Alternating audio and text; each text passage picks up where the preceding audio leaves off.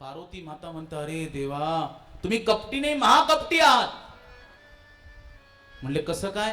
अहो, एवढ्या वेळे मी आपलं जीवन धारण करून, कार्यसिद्धी करून आपलं शरीर सोडते, मात्र तुम्ही तर शरीर धारण करूनच आहात. माझ्या प्रत्येक शरीराची स्मृती तुम्हाला आहे आणि तुम्ही तर कधी मरतच नाही, अजर अमर होऊन बसला. त्यावेळी शिवजींचे नेत्र सजल होतात. म्हणतात, पार्वती खरंय, कारण मी अशा अमृताचं पान केलेलं आहे, ज्या अमृताच्या पान केल्यामुळे मला अमरता प्राप्त झाली. तेव्हा माता पार्वती प्रार्थना करते की मला देखील ती अमरता प्राप्त होण्याचं साधन वर्णन करून सांगा. शिवजी म्हणतात, ते अमरतेचं पान ज्या गोष्टीचं मी केलंय ते आहे श्रीमद भागवतामृत. श्रीमद भागवताचं अमृत मी दिव्य पान केल्यामुळे आज मला ही अवस्था प्राप्त झालेली आहे. आणि पार्वती, तुला जर त्याचं पान करायचं असेल तर 3 गोष्टींचं पालन तू केलं पाहिजेस. पहिली गोष्ट, भागवत कथा ऐकत असताना वक्त्याच्या पाठी बसून कधीही भागवत कथा श्रवण करू नये, अपराध आहे. द्वितीय गोष्ट, भागवत कथा श्रवण करत असताना मध्येच उठून जाऊ नये. लक्षात ठेवा, जेव्हा आपण येतो की नाही, आपण खाली हाताने येतो आणि भगवंताची कथा श्रवण केल्यावर आपल्याकडे काही ना काही पुण्य एकत्रित होतं. जर मध्येच आपण उठून गेलो तर ते पुण्य इतरत्र सर्वांकडे वाटून जातं आणि आपण खाली हाताने आलो आणि खाली हातानेच निघून जातो. म्हणून कथेमध्ये आल्यानंतर प्रारंभी बसला तर शेवटची आरती झाल्यानंतरच उठायचं, हा नियम आहे. मध्ये उठून जाऊ नये. आपापसामध्ये संसारिक व्यर्थ वार्ता करू नये. बोलायचं असेल तर नाम कीर्तन करावं, मुखाने नाम घ्यावं, हाताने टाळी वाजवावी. आणि तृतीय गोष्ट सांगितली, भागवताची कथा नीट लक्ष देऊन ऐकावी, निद्रेला प्राप्त होऊ नये, झोपू नये इकडे येऊन. कारण भगवंताच्या कथेमध्ये निद्रा देवीला अमूल्य असं स्थान भगवंताने दिलं. जेव्हा कुंभकर्ण मारला गेला त्यावेळी निद्रा देवी भगवंताकडे गेली, म्हणले, आमच्या वराला तुम्ही मारलं, आता आमच्यासाठी आमचं रक्षण करणारा वर कुठे प्राप्त होईल? भगवंत म्हणले की बघ, दिव्य कथा माझी चालत असते, त्या कथेमध्ये सर्वत्र द्वार उघडे असतात, मोकळं रान असतं, प्रवेश तुला कुठूनही भेटू शकते. आणि प्रवेश केल्यानंतर तू कोणत्याही वराला आपलं चयन करून त्याच्याशी विवाहबद्ध होऊ शकतेस. निद्रा देवी म्हणते, आमचा वर आम्हाला कळणार कसा? म्हणले, तो स्वतःहून तुला इशारा करेल, स्वतःहूनच म्हणेल, मानवाकली की टाकायचं त्या घड्यात. म्हणून निद्रा देवीचं अमूल्य स्थान या कथेमध्ये. म्हणून तृतीय गोष्ट शिवजीने सांगितलं की कथा ऐकताना ध्यानपूर्वक ऐकावी, झोपू नये. पार्वती मातेने जेव्हा सर्व नियम त्यांनी मंजूर केले, शिवजी म्हणतात, बघ, मी कथा सांगत असताना माझे डोळे बंद असतात, मी भगवंताच्या चिंतनामध्ये कथा सांगत असतो, पण मी कथा सांगतोय आणि तू ऐकते हे मला कसं काय कळणार? तेव्हा त्यावेळी पार्वती माता म्हणते की मी हुंकार देईन,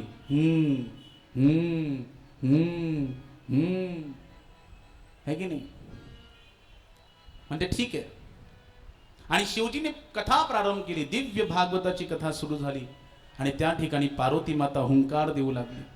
प्रथम दिवसाच्या कथेच्या अंतसमयी वर्णन करतात संत प्रवर की ते अंड जे होतं कैलास पर्वतावर शुक पक्षिणी आणि पक्षाचं, त्या अंडामध्ये जीवाचा प्रादुर्भाव प्रथम दिवसाच्या अंतसमयी झाला. द्वितीय दिवशी कथा जेव्हा समाप्त झाली, ते अंड फुटून त्यामधून जीव ह्याचं प्राकटीकरण झालं. तृतीय दिवशीच्या अंतसमयी ती जीव देखील, तो पक्षी देखील माता पार्वती बरोबर भगवंताची दिव्य कथा श्रवण करू लागला. चौथ्या दिवशी तर भगवंताच्या प्राकट्य दिवस उत्सव त्यांनी खूप सुंदर प्रकारे श्रवण केली. आणि 5व्या दिवशी जेव्हा कथेमध्ये भगवंत आता सुधामगमन करणार आहेत आणि हे उद्धवाला कळतं, उद्धवजी भगवंताकडे येतात, हे प्रभू परमात्मा, तुम्ही तर योगेश्वर आहात, योगाचे अधीश्वर आहात, मला सांगा योगेश योग विन्यास योग काय आहे, वैराग्य काय आहे, त्याग काय आहे, त्याची परिभाषा काय आहे, असं ज्ञानमय प्रसंग जेव्हा सुरू झाला तेव्हा माता पार्वतीला झोप लागली. आणि माता पार्वतीला झोप लागल्यानंतर ते हूं करणं कोण करणार?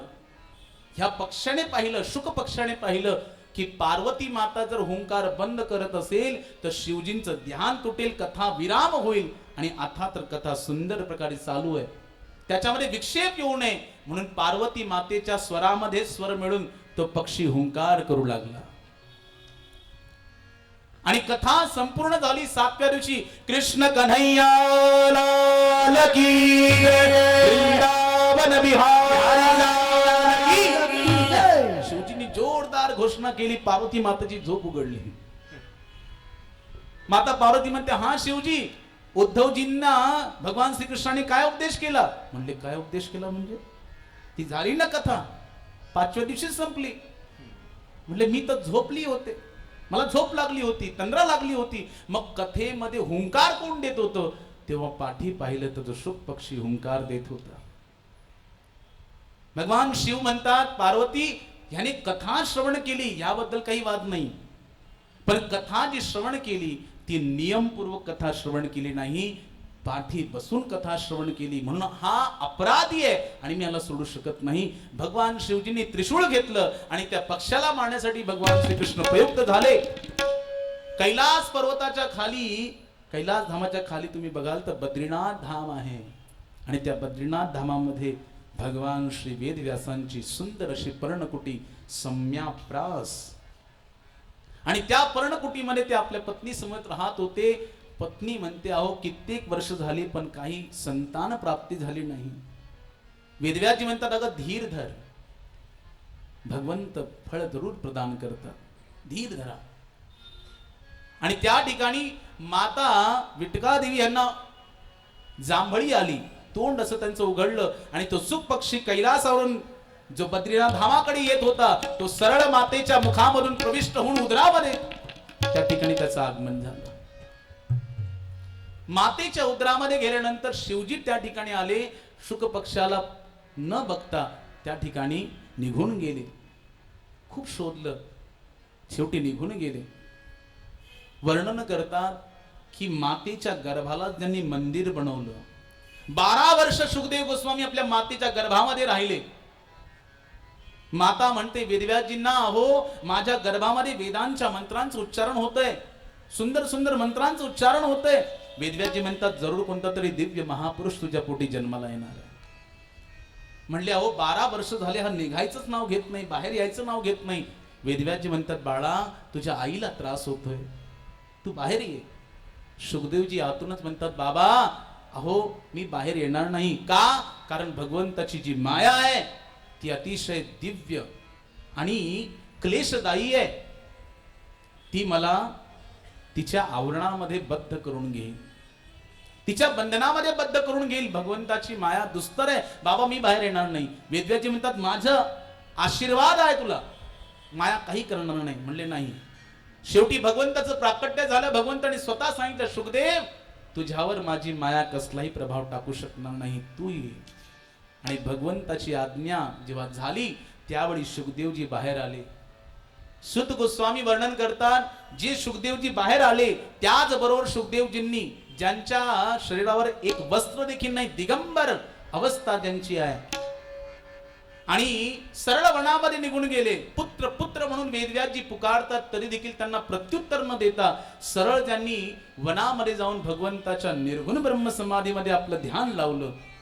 ते सुखदेव गोस्वामी यम प्रवजंतमनुपेतमपेत कृत्यम द्वैपायनो विरह कातर आजुहाव पुत्रेति तन्मयतया तरवो विनिदो स्तं सर्वभूतहृदयं मुनिमानतोस्मि.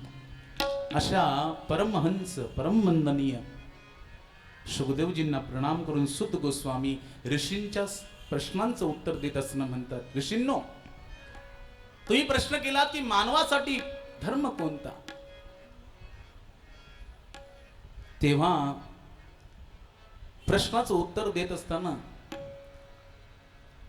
सुत गोस्वामी म्हणतात की निष्काम भावनेने भगवंताची पूजा करणं, भगवंताची भक्ती करणं हा सर्वात मोठा धर्म आहे. करोडोची संपत्ती दान करणं, 4 वेळा दिवसातून आंघोळ करणं, पंढरपूरची परिक्रमा करणं, ह्यापेक्षा श्रेष्ठ तो भाव आहे की निष्काम भावनेने भगवंताची भक्ती करणं. भगवंताची भक्ती करत असताना कसल्याही प्रकारची मनामध्ये कामना ठेवू नका. भगवंताने गीतेमध्ये सांगितलं 4 प्रकारचे पुण्यात्मा आहे. आर्त जिज्ञासु अर्थार्थी ज्ञानी च भरतर्षभ. आर्त जिज्ञासु अर्थार्थी ज्ञानी हे 4 प्रकारचे पुण्यात्मा भगवंताने सांगितले. या जगामध्ये 95% दुःखी लोकच भगवंताच्या द्वारात येतात. दुःख दूर करा, हे दुःख ते दुःख. आर्त जिज्ञासू, काही जिज्ञासू असतात, भगवंत म्हणतात माझ्याकडे या. काही ज्ञानी असतात आणि काहींना धनाची आवश्यकता असते. ह्या 4 प्रकारच्या लोकांना भगवंताने पुण्यात्मा घोषित केलं. ते मला शरणागत होऊ शकतात, पण 4 प्रकारचे लोक मला कधी शरण येत नाहीत. न मां दुष्कृतो नो मूढा प्रपद्यन्ते नराधमा मायया अपहृत ज्ञान आसुरं भावमाश्रिता. नमाम दुष्कृत नो मूढा, जे मूर्ख आहेत, निपट मूर्ख. नराधम, ज्यांचं ज्ञान मायेद्वारा हरलं गेलेलं आहे, आणि जे निपट नास्तिक आहेत ते कधीही मला शरणागत होत नाही. म्हणून या ठिकाणी सुत गोस्वामी सांगतात की भगवंताची निष्काम भावनेने भक्ती करणं हाच मानवासाठी सर्वात मोठा धर्म आहे. पूजा कुणाची श्रेष्ठ आहे? भगवंताच्या मंदिरात गेल्यानंतर अनंत प्रकारच्या देवी देवतांमध्ये पूजा कुणाची श्रेष्ठ म्हणले, निंदा कुणाची करू नका, सर्वांना आदर द्या, पण चित्त फक्त एकालाच द्या. चित्त फक्त एकालाच द्यावं, आदर सर्वांचा करावा. श्रील प्रभुपादजी उदाहरण देत असताना सांगतात की जेव्हा एखादी स्त्री विवाहित होऊन आपल्या सासरवाडीमध्ये जाते आणि सासरी गेल्यानंतर त्या ठिकाणी पती बरोबर पती धर्माचं पालन करावं लागतं. सासू सासऱ्यांना आदर द्यावा लागतो, दिरा भावजांना देखील आदर द्यावा लागतो. श्रील प्रभुपाद सांगतात की ती प्रत्येक आपल्या सासू सासऱ्यांना, दिरा भावजांना, प्रत्येक नातेवाईकांना काय करते? आदर सन्मान प्रस्तुत करते, त्यांना देत असते. पण जो प्रेम भाव तिचा आपल्या पतीशी असतो, जी तन्मयता तिची आपली पती बरोबर असते, सेवा भाव तिच्या पती बरोबर असतो, तो ती कुणालाही वाटून देत नाही. चित्त मात्र पतीच्याकडे असतं, बाकी सर्वांना आदर देत असते. तशाच प्रकारे आपण सर्वांना आदर द्यावा, पण चित्त मात्र त्या पांडुरंगालाच द्यावं. यथा तरोर मूल निषेचनेन तृप्यंती तस्कंद भुजोपशाखा. वर्णन करत असताना सांगतात की यथा तरोर मूल निषेचनेन, जशा प्रकारे वृक्षामध्ये मूळ स्थान हे मुख्य असतं. कोणताही बुद्धिमान मनुष्य मुळाला पाणी देतो, पानांना किंवा फांद्यांना पाणी देत नाही. मुळाला पाणी दिलं की आपोआप ते फांद्यांना आणि पानांना प्राप्त होतं, ते झाड पल्लवित होतं. एखादा मनुष्य थकून भागून आला, अतिशय शरीर थकलंय, हातपाय दुखतायत, आणि हातपाय दुखत असताना तो सांगतो की माझे खूप हातपाय दुखतायत. आपण 4 चपात्या त्याच्या हाताला किंवा 4 चपात्या पायाला बांधतो का? नाही. त्याला जेवण प्रदान करतो. अन्न खाल्ल्याबरोबर त्याच्या शरीरामध्ये शक्ती येते. का? कारण अन्न जेव्हा उदरात जातं, या शरीरामध्ये अनेक प्रकारचे अंग आहेत, पण सर्वात मुख्य अवयव म्हणजे उदर आहे. उदरामध्ये जेव्हा अन्न जातं तेव्हा सर्व शरीरातील अवयवांना शक्ती प्राप्त होते. जशा प्रकारे मुळाला पाणी दिल्यावर झाड पल्लवित होतं, जशा प्रकारे उदरामध्ये अन्न टाकल्यानंतर पूर्ण शरीराला शक्ती प्राप्त होते, तशाच प्रकारे अच्युत भगवान श्रीकृष्ण पांडुरंग परमात्म्याची भक्ती केल्यावर सर्व देवी देवता आपल्यावर प्रसन्न झाल्याशिवाय राहत नाही. म्हणून तरीच जन्मा यावे आणि दास विठोबाचे. कुणाचं दास व्हायचं? संतांनी सांगितलं विठोबाचं दास व्हायचं. कारण विठोबाचा जो दास होतो की नाही, त्याच्यावर सर्व प्रसन्न राहतात. तृतीय प्रश्नाचं उत्तर देत असताना म्हणतात की भगवंताला अजन्मा म्हणून घोषित केलं. बरं का, भगवंताचा जन्म होत नाही, भगवंताचा अवतार होतो. अवतरण होतं. उच्च लोकातून निम्न लोकामध्ये उतरण्याच्या क्रियेला अवतरण असं म्हणतात शास्त्रामध्ये. म्हणून भगवंत अवतार ग्रहण करतात, जन्म घेत नाहीत. जन्म आपल्यासारख्यांचा होतो, भगवंताचा अवतार होतो. मग भगवंताचे नेमके अवतार तरी किती म्हणले, भागवतामध्ये भगवंताचे 24 अवतारांचं वर्णन केलेलं. प्रथम अवतार सनकादिक ऋषींचा, 4 कुमार, सनक, सनंदन, सनातन आणि सनक. हे 4 जे कुमार आहेत ब्रह्माजींचे पुत्र, हा प्रथम अवतार भागवतातील. द्वितीय अवतार म्हणले वराह अवतार, जी कथा तृतीय स्कंदामध्ये आपल्याला श्रवणीय आहे. भगवंताने सुकर रूप धारण केलं आणि हिरण्याक्ष वध केला. तृतीय अवतार देवर्षी नारदांचा जो भगवंताचं वास्तविक मन आहे. चौथा अवतार भागवतातील भगवंताचा नर नारायण अवतार. बद्री विशाल धामामध्ये भगवंत नर आणि नारायण रूपाने तपस्यारत आहेत, तो भगवंताचा चौथा अवतार. 5वा अवतार कपिल भगवंताचा अवतार. 6वा दत्तात्रय भगवंताचा अवतार. 7वा यज्ञ भगवंताचा अवतार. 8वा ऋषभदेव भगवंताचा अवतार. 9वा पृथु अवतार. 10वा मत्स्य अवतार. 11वा कुर्म अवतार. 12वा धन्वंतरी अवतार. 13वा मोहिनी अवतार. 14वा नरसिंह अवतार. 15वा वामन अवतार. 16वा परशुराम अवतार. 17वा वेदव्यासजींचा अवतार, जे साहित्यिक अवतार म्हणून प्रसिद्ध झाले, ज्यांनी साहित्याची रचना केली. आणि 18व्या भगवंताचा अवतार सियावर रामचंद्र भगवान की, भगवान श्री रामचंद्रांचा अवतार. 19वा बलरामजींचा अवतार. आणि 20वा जो अवतार आहे कृष्ण कन्हैया, 21वा हरी, 22वा हंस अवतार, 23वा बुद्ध अवतार आणि 24वा आता येणार आहे कलियुगाच्या अंत समयी भगवंत अवतार धारण करणार, तो कल्की अवतार. या 24 अवतारांचं वर्णन आणि चरित्र गाथा हेच श्रीमद भागवतामध्ये वर्णन आहे. आणि या 24 अवतारांपैकी भगवंताने जे मनुष्य अवतार धारण केले, राम कृष्ण दो एक है, अंतर नहीं निमेष, इनके नयन गंभीर है, उनके चपल विशेष. राम आणि कृष्ण हे जे अवतार आहेत भगवंत, ती मानवासाठी काय करावं जीवनात येऊन हे प्रदर्शित करणारे अवतार आहे. भगवंताने धर्माची स्थापना करून मनुष्याला धर्म समजून घेतला, आपल्या आचरणाने शिकवलं. म्हणून वेदव्यासजी विचार करतात की ह्या अवताराद्वारे येन केन प्रकारेण मन कृष्ण निवेशयात, कसही करून पांडुरंगामध्ये, विठ्ठल परमात्म्यामध्ये, कृष्णामध्ये, राम भक्तीमध्ये जीवाचं मन लागावं, कशाही प्रकारे, येन केन प्रकारेण. म्हणून ही कथा आहे बरं का. म्हणून भागवत कथा आहे, श्रवणीय आहे. भगवंताचं कीर्तन, भगवंताचं भजन, भगवंताची भक्ती, भागवत कथा ही ह्यासाठी, कारण कशाही प्रकारे भगवंताच्या सेवेमध्ये लागावं. अहो भगवंत किती दयाळू आहे, तो पांडुरंग परमात्मा किती दयाळू आहे. भगवंत म्हणतात मन मना भो मदभक्तो मद्याजीमाम नमस्कुरु. अरे स्वतःच मन माझ्यामध्ये लाव. कालच आपण ऐकलं, मन किती चंचल आहे, लावता येत नाही, अभ्यास करावा लागतो, वैराग्य धारण करावं लागतं. नाही होणार भगवंता, माफ कर. बरं मन नाही लागू शकत, ठीक आहे, मन मना भो मद भक्तो, माझा भक्त हो. भक्त होण्याचा मतलब श्रवण कर, माझ्या नामाचं कीर्तन तरी कर. म्हणजे ते देखील होऊ शकत नाही, टाइम नाही. म्हणजे ठीक आहे, ते पण होऊ शकत नाही का? म्हणजे ठीक आहे, मद्याजी माम, अरे माझं पूजन तरी कर, माझी पूजा तरी कर. म्हणले भगवंता एवढा टाइम नाहीये, नाही माझ्याकडे टाइम, तुझी पूजा करण्यासाठी देखील टाइम नाही, मग काय करू? म्हणले काही नको करू बाळा, नमस्करू, एकदा प्रणाम तरी कर. एवढा बाबा एक प्रणाम तरी कर. आणि शास्त्रामध्ये सांगितलंय कृष्ण प्रणामाचा, भगवान पांडुरंग परमात्म्याला जो एकदा देखील शुद्ध रे ध्याने प्रणाम करतो, त्याचं फळ काय सांगितलं माहितीये का?